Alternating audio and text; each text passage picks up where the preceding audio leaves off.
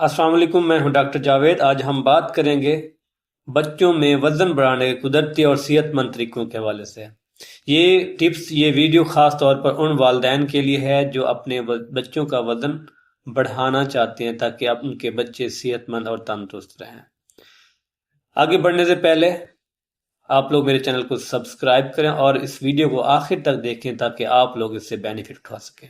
और ज़्यादा कैलोरीज वाली खुराक देनी है जिसमें शामिल है प्रोटीन। प्रोटीन में आपने क्या देना है?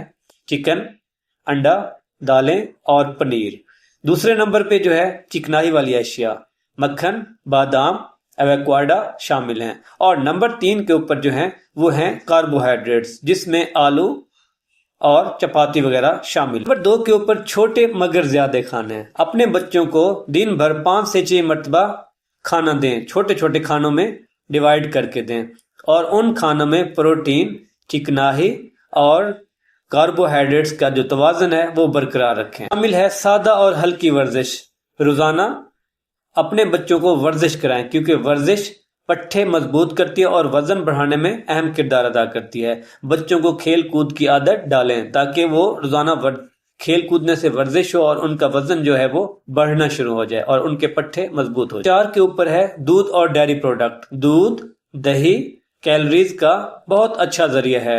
अगर आपके बच्चे ऐसे दूध पीना पसंद नहीं करते तो उनको शेक बना के या समूथी की शक्ल में दें ताकि आपके बच्चे वो सही तरीके से ले सकें। नींद और आराम।